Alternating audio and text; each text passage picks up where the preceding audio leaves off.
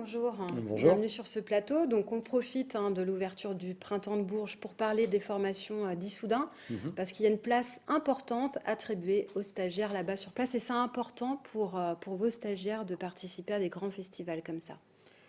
Oui, d'autant plus que ça se passe encore dans le cadre de la formation. C'est pas comme quand on part en stage après une formation, on se retrouve propulsé dans le monde du travail. Voilà. Là, on est bien dans le cadre de la formation. C'est à ce titre-là qu'ils sont là-bas.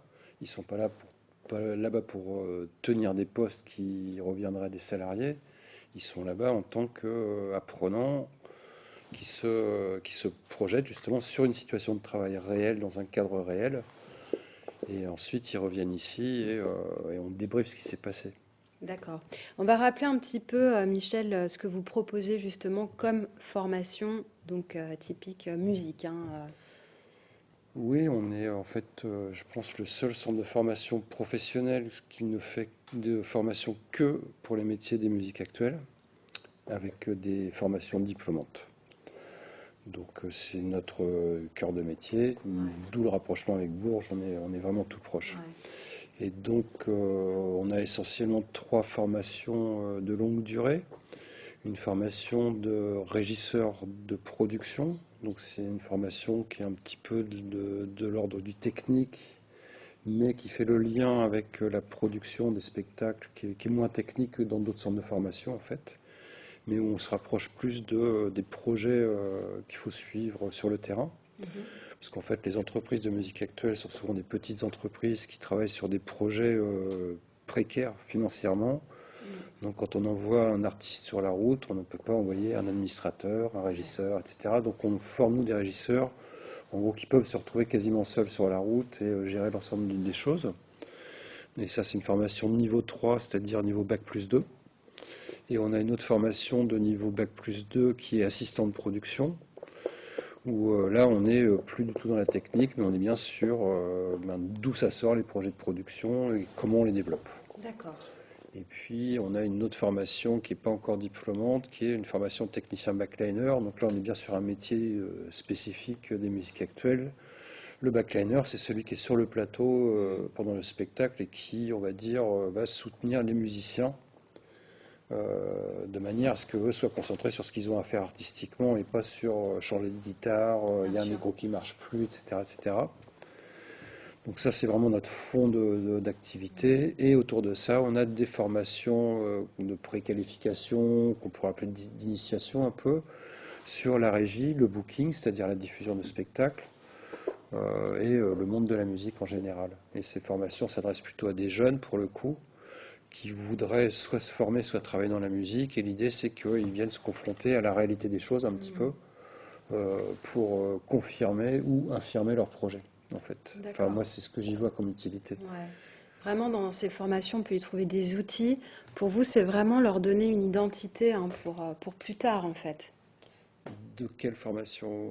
Bah, Vous chaque parlez de formation, toutes les en fait, formations, toutes ouais. les formations, c'est leur donner des clés, parce qu'ils Alors, sont quand même adultes, oui, oui, oui, et on fait bien de la formation professionnelle, donc on fait très attention à ne pas se substituer à la formation initiale. Nous, c'est ça, ouais. on ne prend pas des gens qui sortent de l'école, Voilà, du bac et qui qui viennent chez rentrent nous. Nous, directement. on veille à prendre des gens qui ont déjà mis le petit doigt dans les métiers Ouais. et qui se projettent bien dans une activité professionnelle. Mm. Donc, ce qui veut dire avec les histoires d'argent, de réglementation, etc., etc. On n'est pas juste dans la musique, quoi. Ouais. Et quand vous dites qu'on essaie de leur donner des outils, alors oui, on essaie de leur donner des outils, mais on a un petit peu décalé notre manière de pratiquer la formation en fait par rapport à avant, où justement nous, on n'est pas là pour dire aux gens ce que c'est que de bien travailler selon nous. La transmission des savoirs par des professionnels en activité, ce fameux slogan qu'on trouve partout d'ailleurs, Mm. pour moi, il veut rien dire. Ça veut dire que quelqu'un qui détient les savoirs sur un métier daigne les transmettre à des gens. Et ça les aide pas beaucoup dans les situations réelles de travail, Mm. où on n'a jamais toutes les conditions réunies pour travailler correctement. Travailler, c'est toujours réussir malgré tout à faire son travail, d'une certaine manière. Mhm. Et donc nous, on se préoccupe un petit peu plus de ces questions-là. Donc plutôt que de donner des modèles, par exemple, là on a fait une formation pour les régisseurs sur la préparation d'une régie de tournée. Mhm. On leur a pas donné de modèle de fiche technique, de modèle de budget, etc. Ils ont tout construit. D'accord, Alors sur de la durée, ça se fait pas en une journée, bien sûr. mais avec plusieurs formateurs qui se succèdent, voilà, avec lesquels on a travaillé collectivement pour savoir comment on construisait tout le truc. Et à la fin, ils nous sortent un dossier de tournée avec tous les documents qu'ils ont créés à partir de rien. Vous Et avez, pour ouais, nous, ça veut dire que ça, le jour où ils vont se trouver dans une situation de travail, au lieu de sortir le modèle qu'on leur a montré, ils diront, bah, moi, je fais comme ça. d'accord, Et à partir de là, dans n'importe quelle situation de travail, entre un employeur et un salarié, l'employeur ne s'attend pas à ce qu'un nouveau salarié travaille exactement comme il veut. bien sûr. Par contre, là, on a les bases d'une discussion et donc d'une adaptation au travail attendu. Vous avez travaillé dans le secteur de la musique depuis les années Presque 30 ans. 85, 86. En tant que travailleur indépendant, vous avez chargé aussi de la programmation à l'Élysée Montmartre, je crois. Donc plusieurs Printemps de Bourges. au Printemps de Le Bourges. programmateur Donc vous aussi. avez vu tous les rouages. C'est difficile. Aujourd'hui, c'est encore plus difficile de travailler dans ce secteur, hein. Alors, c'est une bonne question, mais je ne connais pas vraiment la réponse, parce que je suis un peu partagé entre deux choses. D'un côté, j'ai toujours entendu qu'est-ce que c'est devenu difficile. Donc, si vraiment c'était devenu plus difficile depuis 30 ans, je pense qu'aujourd'hui, on serait sur un champ de ruines. Il n'y aurait Ouais. plus rien.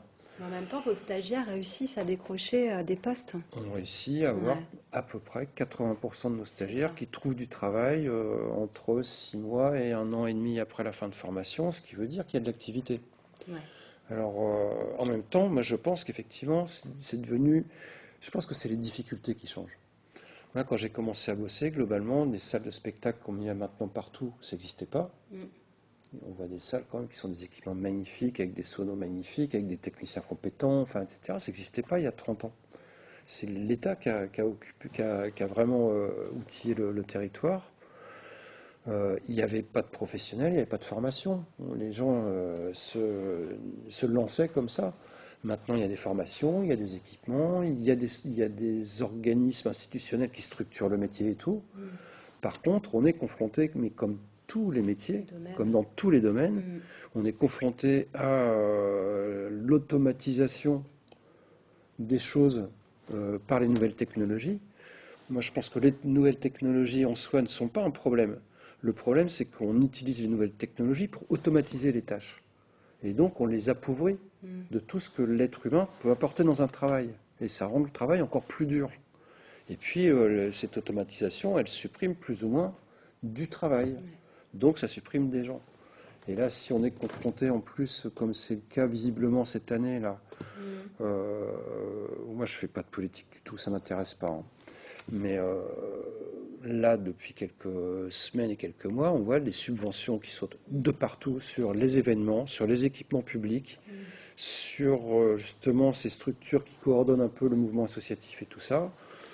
Et moi, je suis très inquiet. Je pense qu'il va y avoir entre 10 et 15% de baisse d'activité, ce qui est énorme, 10 ou 15%. Ça veut dire que c'est des tas de gens qui ne vont plus avoir assez d'heures pour les intermittents pour renouveler leur indemnisation. C'est des opéras ou des orchestres symphoniques qui vont supprimer 2 créations de spectacles. Une de ces 2 créations de spectacles, c'est 40 jours de travail qui disparaissent. Et puis, comme ça disparaît partout, les gens n'ont plus la possibilité d'aller chercher du travail ailleurs, puisque ça baisse partout. Donc, encore une fois, les plus fragiles sont encore en danger. Et je pense même que des gens qui sont des professionnels en activité reconnus et tout, commencent à rencontrer des difficultés. Donc là, il y a un sujet d'inquiétude fort, quoi. Pour terminer rapidement, justement, pour contrer toutes ces difficultés, vous réfléchissez sur des formations. Ça vous tient à cœur vraiment de trouver peut-être des... Oui, en fait, la réflexion qu'on mène en ce moment est liée à cette difficulté-là. C'est que d'un côté, nous, on veut former des gens. Enfin, on veut proposer à des gens des dispositifs qui leur permettent de se former, plus exactement. Mais se former à quoi? Alors, se former à faire le boulot qu'on va leur demander de faire, globalement. Ou qu'ils vont créer eux-mêmes, puisqu'il n'y a pas que des... On n'est pas dans des métiers où on cherche un emploi, un CDI, forcément. Et puis du coup, il va falloir aussi qu'on aide les gens à se construire des outils pour qu'ils soient capables de développer une activité professionnelle tout au long de leur vie, dans un contexte de plus en plus difficile, où le salariat disparaît, etc., etc. Donc pour moi, on doit répondre déjà au niveau des individus conformes à les former sur 2 temporalités. C'est être prêt à bosser et puis construire un parcours professionnel de longue durée. Donc ça, c'est déjà une première difficulté. Et d'autre côté, ben voilà, la rapide conversation qu'on a eue avant, baisse de subventions et tout ça, bref, le secteur est affecté. L'ensemble du secteur du spectacle, de la culture, etc. est affecté. On ne va pas juste baisser les bras. Donc, il faut réfléchir à la manière dont le secteur peut et va s'adapter de manière à continuer à exister. On voit déjà que, par exemple, on parle tout le temps du numérique et des effets que ça a, le numérique qui s'approprie les données personnelles des entreprises. Maintenant, pour acheter des billets de concert, on passe par une billetterie qui appartient à un gros groupe international. C'est de l'argent qui ne rentre plus dans la poche du secteur, donc qui l'empêche de réinvestir ses propres moyens, etc. Et donc, tout ça, ça pose quoi comme question? Ça pose la question des leviers de développement. Les compétences, ce sont des leviers de développement personnels. Pour moi, ça renvoie à la question des leviers de développement du secteur. Et ce à quoi on est en train de réfléchir, c'est comment est-ce qu'aujourd'hui un organisme de formation peut remplir sa mission, qui consiste à former des gens, mais en allant plus loin, en fait. On ne peut pas se contenter de former des gens aux compétences dont on a besoin là tout de suite. Il faut mener une réflexion plus de fond pour voir qu'est-ce qui est en train de se passer dans le secteur, sur quoi on peut jouer, et donc à quoi faut-il qu'on forme les gens pour qu'eux-mêmes puissent continuer à évoluer autant que possible. Très bien, des pistes de réflexion pour un avenir meilleur. Oui. Michel Bosso, merci infiniment d'être venu nous voir et bon printemps de Bourges. Ouais, merci. Merci.